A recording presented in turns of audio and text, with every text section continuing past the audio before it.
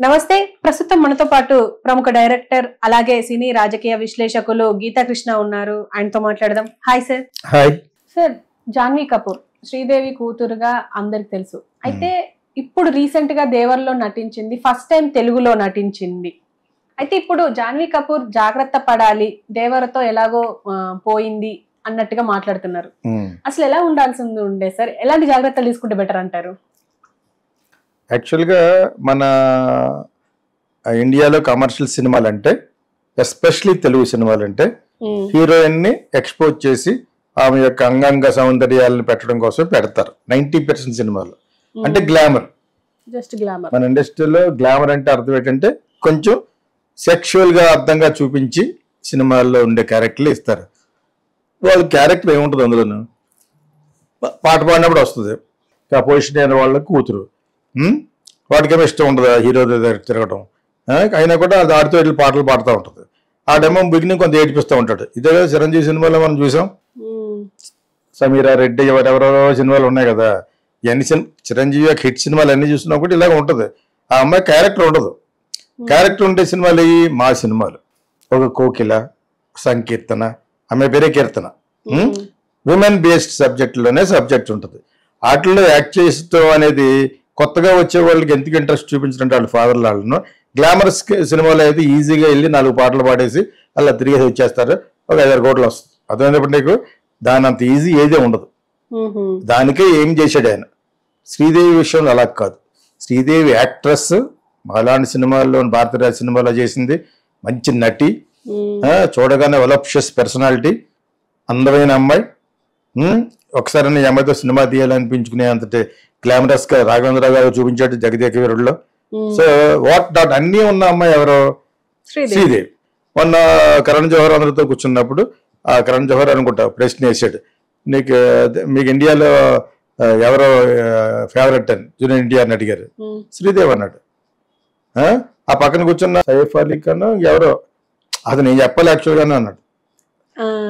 ఒక విధంగా కరెక్టే, ఏజ్ వైజ్ చెప్తే సయ్యద్ ఆ అబ్బాయి కంటే కూడా శ్రీదేవి పెద్దది.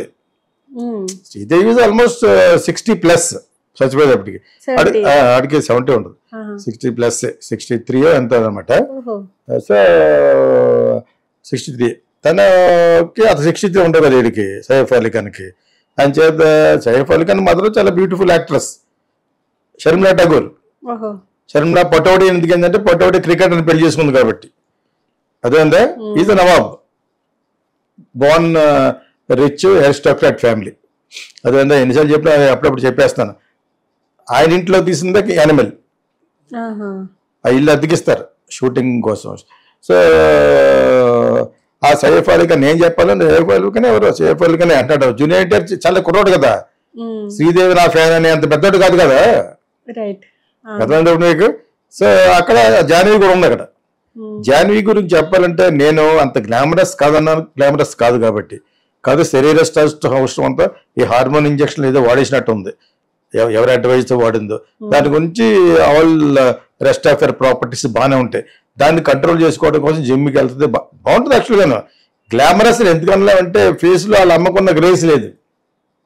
కానీ అమ్మాయి ఫ్లాప్ అయినాయో హిట్ అయినాయో నెట్ఫ్లిక్స్లో కానీ అమెజాన్ ఉన్నాయి, అన్నిట్లో చాలా బాగా యాక్ట్ చేస్తుంది.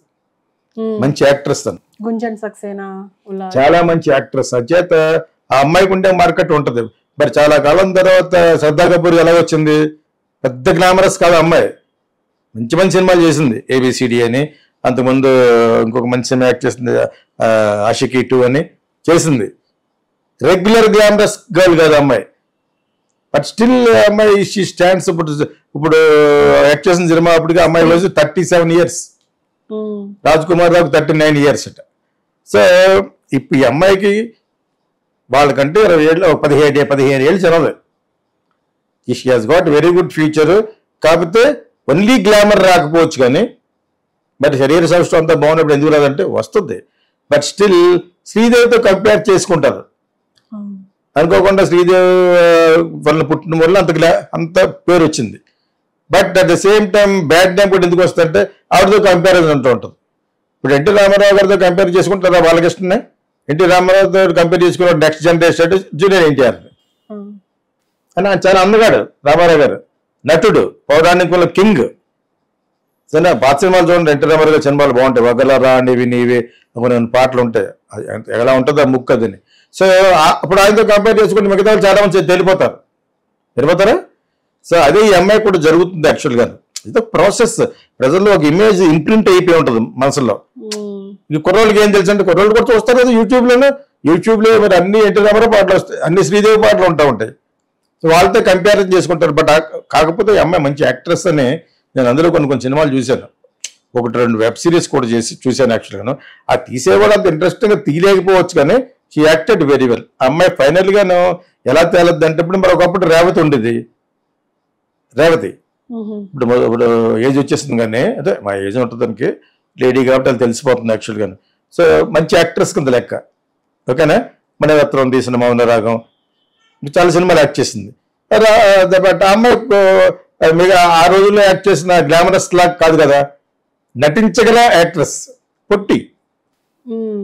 అంతెందుకు ఖుషీలో, తెలుగు ఖుషీలో యాక్ట్ చేసిన అమ్మాయి ఇంత డిఫరెంట్ అందం అమ్మాయిది. అమ్మాయి ఎవరు, వీళ్ళందరూ కూడా యాక్ట్రెసెస్, కానీ వీళ్ళకంటే మంచి నటి అవ్వచ్చు ఈ అమ్మాయి. కొంచెం ఓన్లీ గ్లామరస్ ఎందుకు వెళ్తారంటే ఎక్కువ ఉంటుంది గ్లామరస్ సినిమాలు చేస్తేనే, అదేందా. ఇప్పుడు రవితేజ పక్కన ఒక అమ్మాయి చేసింది, చాలా బాగుంది. అమ్మాయి పేరు ఏం పేరు, పొడుగ్గా, ఇదంతా ఒకటి చాలా చాలా అందంగా మంచి డాన్సర్. ఇదే మన సినిమా వచ్చింది కదా సినిమా, అమ్మాయి పేరు ఏదో తెలుసున్న పేరులాగా అనిపిస్తుంది. She looks very pretty. ఆ అమ్మాయి వెళ్ళొచ్చు, కాకపోతే వాళ్ళకు డేంజర్ ఏంటంటే శ్రీలీల యాక్ట్ చేస్తుంది, అన్ని గ్లామరస్ సినిమాలే. ఆ చేసిన 4 ఫ్లాప్. ఏమవుతుంది అప్పుడు, ఆ అమ్మాయి కూడా ఫ్లాప్ అయింది అంటారు. ఆ అమ్మాయి ఎటువంటి ఇచ్చారు, ఎక్సలెంట్ డాన్స్. ఈ రోజులు కూడా మంచి భరతనాట్యం కూడా వచ్చేలా తెలియదు, కానీ వస్తే మంచి dancer oriented, dancing oriented cinema శ్రీలీలతో తీయచ్చు. అందానికి అందం చెక్కినట్టు ఉంటుంది. అటువంటి క్యారెక్టర్ ఈ అమ్మాయికి రాదు. ఎంత శ్రీదేవి కూతురైనా శ్రీదేవిలో సగమైన గ్లామర్ లేదు, కానీ మిగతా శరీర సౌష్టంగా బాగుంది. ఆ అమ్మాయి డెఫినెట్ గా కథాబలం ఉన్న సినిమాలు చేయొచ్చు. కథాబలం ఉన్న సినిమాలో డబ్బులు తక్కువ వస్తాయి కొంచెం. మీకు అర్థమైంది. ఇప్పుడు మేము తీసేది కథాబలం ఉంటుంది, ఎంత థ్రిల్లింగ్ అయినా కూడా కథ ఉంటుంది, కథనం ఉంటుంది, టెక్నికల్ వాల్యూస్ ఉంటాయి. మరి మిగతా సినిమాలు ఎన్టీ రామారావు జూనియర్ ఎన్టీఆర్ ఒకడే ఉంటాడు. నువ్వు సముద్రం ఉంది అయితే ఇది ఇండియాలో స్టార్ టైం ఎంత పెద్దదంటే they are larger than life. Junior NTR కానీ మహేష్ బాబు కానీ ఇవన్నీ సమపాల్లో తీస్తే ఇంకా బాగుంటుందని తెలుసుకున్నవాడు రాజమౌళి. ప్రభాస్ అందగాడు, అదేవిధంగా టెక్నికల్గా గ్రాఫిక్స్ ఉపయోగించుకుని చాలా బాగా తీశాడు. అతని యొక్క అందం ఎడిషనల్గా కూరింది. అందం అంటే అమ్మాయిలు లైక్ చేసి ఒక హీమ్యాన్. ఇప్పుడు అదేవిధంగా ఈ అబ్బాయితో తీస్తున్నాడు కదా మహేష్ బాబు తోటి, అది కూడా అలాగే ఉంటుంది. అతని టెక్నిక్ కొన్ని టెక్నికల్ రహస్యాలు చెప్పరు. మిగతా వాళ్ళందరూ కూడా ఇప్పుడు జూనియర్ ఎన్టీఆర్ ఉన్నారు, వీళ్ళందరూ ఉన్నారు, చిరంజీవి ఉన్నాడు. అతని మీద ఫోకస్ చేసిన వల్ల సినిమాలు పోయినాయి. అతనితో పాటు టెక్నికల్ గా కూడా సినిమా బాగుండాలి, కథాపరంగా కూడా బాగుండాలి. ఈ 3 లేవు కాబట్టి ఆచార్య ఫ్లాప్ అయింది. చిరంజీవి పెద్ద లార్జర్ దెన్ లైఫ్ హీరో కదా, అతనికి అంత పెద్ద సబ్జెక్ట్ ఉండాలి. ఆ సెలెక్ట్ చేసుకోవడం అక్కడే పొరపాటు, అక్కడే నాలెడ్జ్ లేదు అంటున్నాను వాళ్ళకి. హిట్ అయిపోయిన సినిమా విజయ్ నీకంటే నీ కొడుకుతో సమానంగా ఉండే ఏజ్, కొడుకు కాకపోయినా తమ్ముడితో సాయం. ఆడ యాక్ట్ చేసిన కత్తి యాక్ట్ చేస్తాడు, అతను చేయకూడదు. అటువంటి ది స్టేచర్గా ఉన్న సినిమాలో ఒక రజనీకాంత్ చేసేవా ఓకే, అటువంటి ఆయన అలా లేదు. సక్సెస్ అయిందంటే అది లాగేస్తాడండి, చెప్పే కదా లాగేసి శాలిహేస్తాడని. అది అక్కడ వాళ్ళ ప్రాసెస్, వాళ్ళ ప్రొసీజర్. అతను అల్లు అరవింద్ అంతే. అది ఇతను అల్లు అరవింద్ కొడుకు వచ్చేటప్పటికి ఆయన వయసు అవ్వటం, కొంత కొడుకు కూడా తీసుకోవడం వచ్చింది కాబట్టి మంచి సినిమాలు వస్తున్నాయి అతనికి. మీకు అర్థమైందా? ఇలా న్యాచురల్గా ఉంటాయండి, శివుని ముక్కు కాచుకుంటూ ఉంటాయండి, దరిద్రంగా ఉంటాయండి బట్టలు వేసుకుని అంటే ఇది అల్లు అరవింద్ ఒప్పుకోడు. ఆ ప్రొడ్యూసర్ అల్లు అరవింద్ కాదు, బన్నీ కొంచెం డెవలప్డ్ వెర్షన్. ఆ సుకుమార్ కూడా చాలా సినిమాలు తీసిన తర్వాత క్షౌరమేందర్ ఎవరో వచ్చిన డైరెక్టర్. వీళ్ళిద్దరుగా ఎలా కాదురా లాజికల్గా రియలిస్టిక్ తీస్తే బాగుంటుందని రంగస్థలం నుంచి అతనిలో ఒక సద్భావన ఏర్పడింది అనమాట, ఒక రియలైజేషన్. అప్పటి నుంచి అతను డైరెక్టర్ నా దృష్టిలో.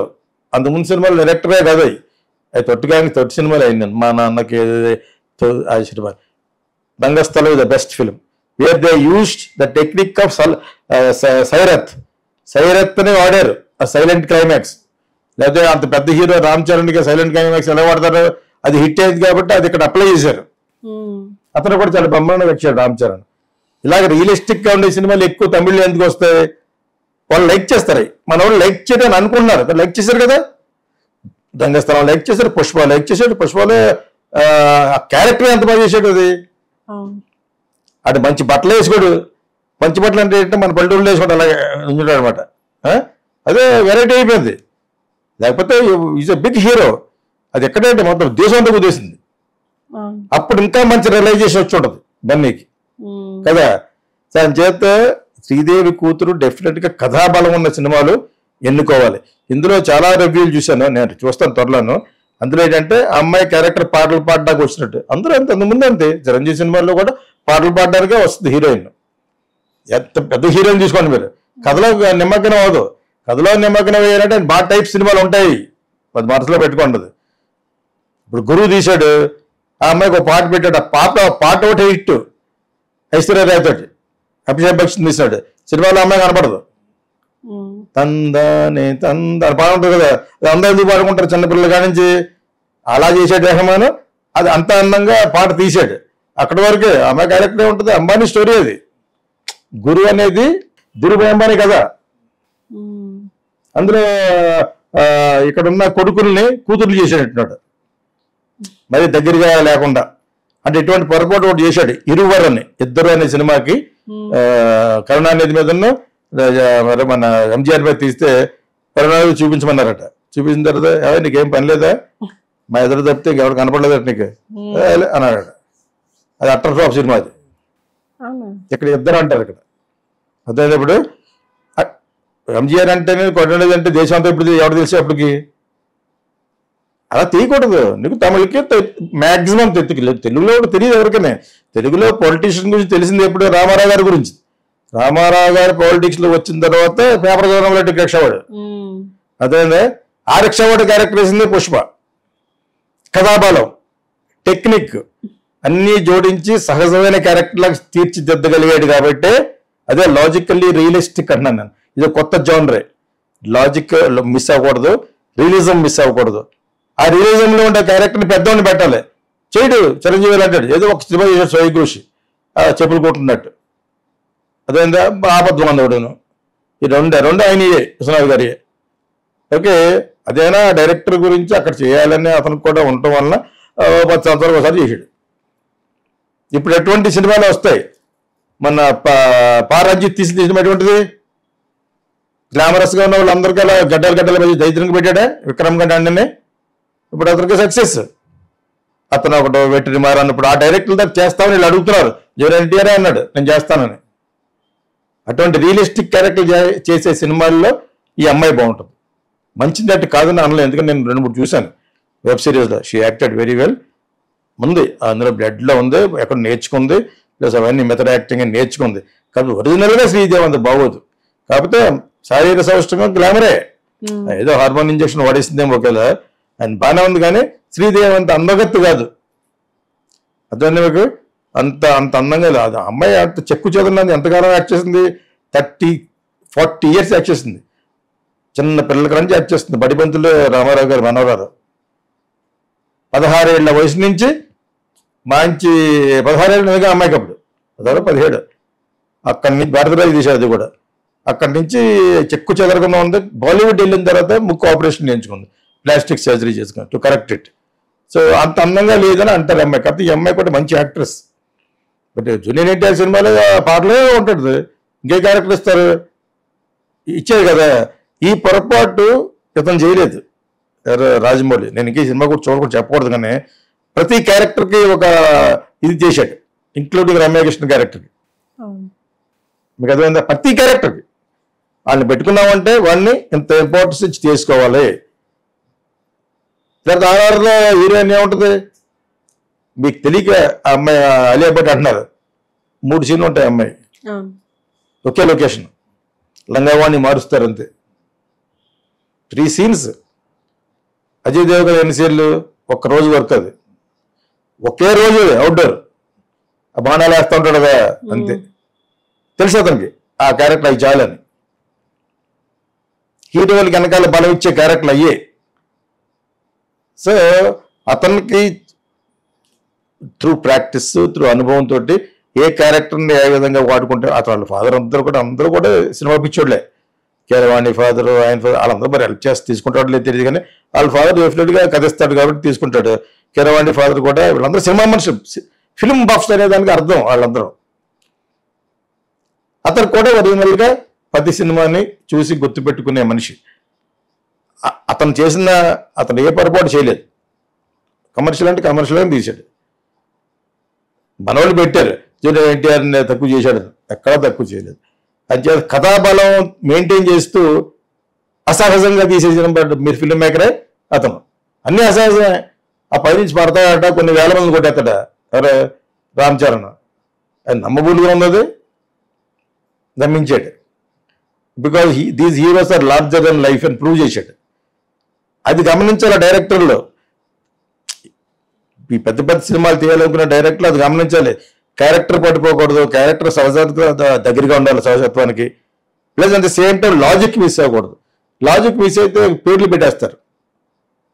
ఈ కొరడాల శివన్న అతను కూడా నేను సినిమా చూసి చెప్తాను. నేను విన్నది ఏంటంటే అదేదో సెపరేట్ వరల్డ్ కింద తయారు చేసి ఈ ప్రక్రియ మరి ఆచరణలో ఉంది.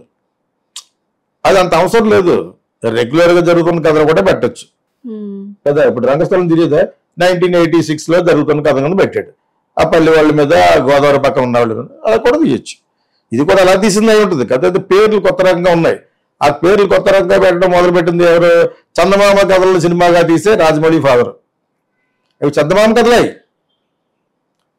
కదా, దాన్ని విశదీకరించి ట్రీట్మెంట్ చేస్తే మంచి క్యారెక్టర్ రెడీ అయ్యి దాన్ని మళ్ళీ కంప్యూటర్లో మొత్తం సినిమా తీసేయచ్చు ఓ సాఫ్ట్వేర్ని పెట్టి. అది చూసి ప్రభాస్ యాక్ట్ చేయొచ్చు. ఇప్పుడు అటువంటి సాఫ్ట్వేర్లు ఉన్నాయి కాబట్టి ప్రతిదానికి ఒక సెట్, ఎక్స్టీరియర్ సెట్ మనం వేస్తున్నాం, ఇంటీరియర్ వేరే వేస్తున్నాం.